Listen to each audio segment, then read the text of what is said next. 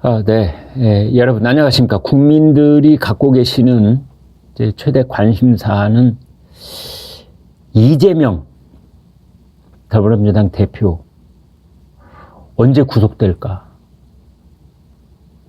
언제 붙들려 갈까? 죄수복 언제 입나? 철창에 언제 갇히나? 이제 이거거든요. 사실은 이것은 이재명에 반대하는 보수 우파 유권자들도 그렇지만은 이재명을 지지한다는 그쪽 사람들도 그 생각이 머리를 떠나지 않을 겁니다. 거기에 우리나라가 가진 정치 에너지가 다 모여있는 듯한 인상도 주고 있습니다, 사실은.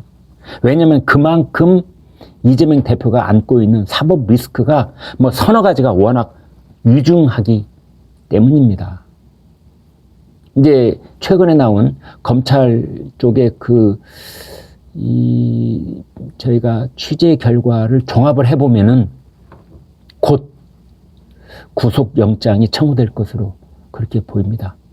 네, 지금 그 구속영장 청구의 초침 소리가 째깍 이재명 대표 귓가에서 지금 계속 울리고 있습니다. 며칠 안 남은 것 같습니다. 이제 8월을 넘어가면은 그 얘기는 뜨거운 폭염만큼이나 정치적 핵심 이슈가 될 것으로 보이는데요. 그 취재 결과를 종합적으로 우선 말씀을 드리면은 불법 대북 송금 그리고 백현동 옹벽 아파트 이 두 가지로 이번에는 이제 구속영장 청구해서 국회로 넘길 것으로 그렇게 보입니다. 8월 초는 휴회 기간입니다. 비회기 중이거든요.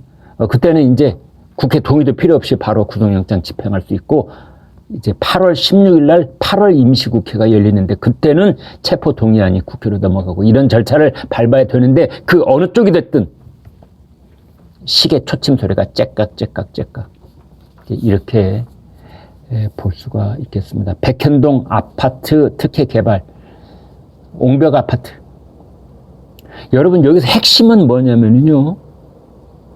한국식품연구원이 있던 부지, 식품연구원이 떠나버리고 거기 이제 그 빈 땅에다가 아파트를 지어야 되는데 여기가 토지 용도가 자연 녹지입니다. 아무 건물도 지을 수 없는 겁니다. 식품연구원처럼 국가 공공기관 또 자연 녹지의 그 어떤 취지하고도 딱 맞는 이제 이런 건물만 들어설 수 있는 거지 민간 건물은 들어설 수가 없는 거예요. 불가능. 근데 이게 웬일이랍니까? 4단계 점프. 자연 녹지에서 준 주거지. 이 4단계 점프. 그래서 그 민간 사업자들이 저거 했지 않습니까? 3천억 이득. 3천억. 정바울이라는 사람이 민간 사업자인데요. 재판정에서 이렇게 증언을 했습니다. 김인섭이라는 사람이 있는데 이 사람이 이재명 성남시장 때 선거대책본부장이었습니다. 그 김인섭 씨가 이제 이 민간 사업자에게 고용이 돼서 로비를 했다. 이제 이런 거 아닙니까? 의혹의 중심이. 그런데 이 김인섭 씨에게 사업 인허가 알선 등의 대가로 200억 원을 요구받았는데 이 가운데 절반은 당시 이재명 성남시장과 정진상 성남시 정책실장 몫이라고 생각했습니다.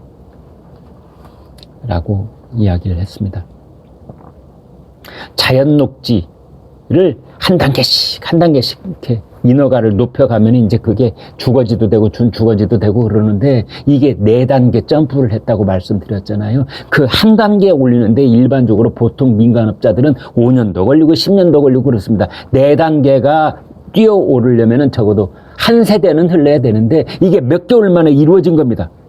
그동안에 신청할 때마다 안 돼, 반려, 퇴짜, 거부 이랬던 것이 갑자기 인허가가 딱 됐고 그 사이에는 김인섭이라는 성남시 이재명 후보 선거대책 본부장을 했던 김인섭이 뛰어들자 그게 갑자기 인허가가 돼버린 겁니다.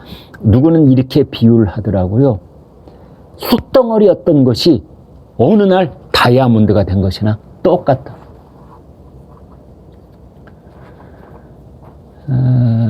지금 이제 이런 상황 속에서 이재명 당시 성남시장은 인허가 의결권자였다. 따라서 이거는 이재명 소환 조사가 불가피하다. 불가피하다. 그래서 이제 백현동 옹벽 아파트 건과 관련해서 당시 이재명 성남시장의 그 혐의 피의자로 입건이 되어 있습니다. 그것하고 그 다음에 대북 불법 송금 이 두 가지를 한꺼번에 엮어서 이제 구속 영장을 신청할 것이다. 이렇게 하고 있는데 이재명 대표가 김성태 쌍방울 회장을 처음으로 직격탄을 날리는 그런 말을 했습니다. 검찰을 이제 비난하는 그런 말인 것 같은데 내용을 보면 김성태에게도 직격탄을 날린 겁니다. 노상강도를 경범죄로 기소한 이상원 검찰 이런 표현을 썼어요. 김성태는 노상강도랍니다. 김성태를 노상강도에 비유했습니다. 그 구치소에 있는 김성태 기분이 매우 언짢을 것 같습니다. 경범죄로 기소를 했다. 내용을 정확하게 보면은 이제 물론 여러 가지 그 김성태의 사정을 이해하려는 듯한 그런 말이 없는 것은 아닙니다. 검찰은 김성태 회장이 800만 불을 해외로 빼돌려 이제 이것은 특정 범죄 가중처벌법 위반이다. 북한에 몰래 주었다고 한다. 이것은 국가보안법 위반이다. 그렇게 공소장에 써놓고도 막상 기소는 중범죄는 다 빼고 경미한 미신고 외환관리법 위반만 적용을 했다. 이것은 언제든지 중범죄로 공소장 변경이나 추가 기소가 가능하다. 김 회장은 거미줄에 걸린 나비신세다. 거미줄은 검찰, 김성태는 나비라는 뜻입니다. 뭐 이재명 대표가 검찰 비난이야 뭐 호가 났으니까 맨날 그렇다 치지만 김성태 입장에서는 내가 한낱 거미줄에 걸린 나비라고 이런 반발심이 들고 아마 이재명 대표에 대한 어떤 적개심이 생길 수도 있겠습니다. 내가 검찰에서 진술하고 있는 것은 순수하게 내 뜻이야, 내 뜻. 검찰의 회유나 압박이나 강압 때문이 아니라 내 뜻이라고. 내가 뜻한 바 있어서 이제 사실대로 다 이야기를 하자. 지금 이러고 있는 거라고. 그래서 당신과 관련돼서 내가 다 할 얘기를 하는 거야. 쌍방울 뒤에 경기도가 있고 경기도 뒤에는 이재명이 있다라고 내가 그래서 800만 달러를 썼다고 검찰에 진술했는데 그건 내 뜻이야. 그런데 뭐라고? 내가 검찰이라는 거미줄에 꼼짝달싹 못하는 나비라고? 이 사람이 지금 무슨 얘기를 하고 있는 거야?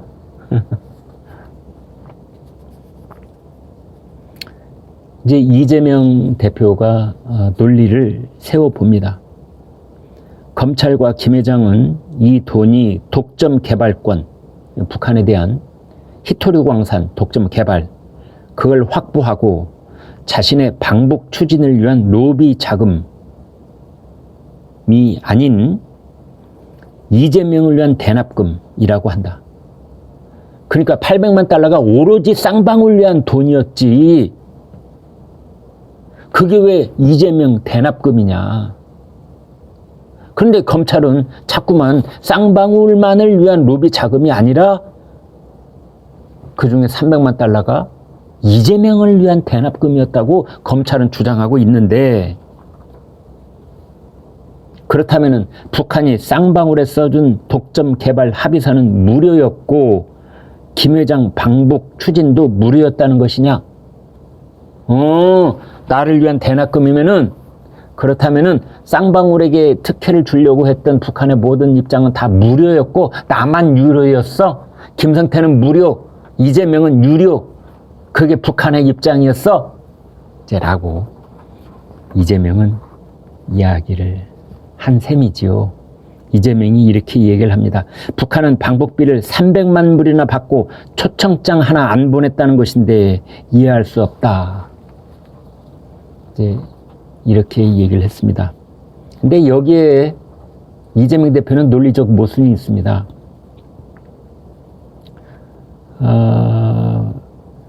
북한이 이재명 당시 경기지사 방북 성사되지 못했죠. 쌍방울의 독점 개발도 성사되지 못했습니다. 성사되지 못한 건 양쪽 다 마찬가지다. 쌍방울도 불발, 이재명도 불발. 그럼 양쪽 다 불발인데 어느 쪽은 뭐 유료고 무료고 자기는 뭐 또 유료고 무료고 이렇게 말한다는 것 자체가 앞뒤가 잘 연결이 안 되는 거죠. 양쪽 다 불발됐으니까 북한에 돈 주고 떼인 겁니다. 돈 떼인 겁니다. 800만 불 떼인 겁니다. 근데 이재명 대표는 마치 김성태는 무료였고 자기는 유료였다. 이게 검찰의 논리인데 이건 잘못된 것이다 라고 대들고 있는데 사실 유료로 돈을 떼인 쪽은 쌍방울이고 처음부터 끝까지 한 푼 안 들이고 생각만 내려고 했던 것은 이재명 쪽, 처음부터 끝까지 무료였던 건 이재명 쪽인 겁니다. 안 그렇습니까? 안 그렇습니까? 제 말이 틀렸습니까? 지금 그래서 아무튼 그 백현동의 옹벽 아파트 김인섭이라는 사람이 200억을 요구했는데 그 돈 역시 절반은 이재명의 몫이라고 그 백현동 개발 3천억의 부당이득을 취했던 그 민간 사업자는 증언을 하고 있습니다. 네, 여러분 구독 부탁드리겠습니다. 고맙습니다.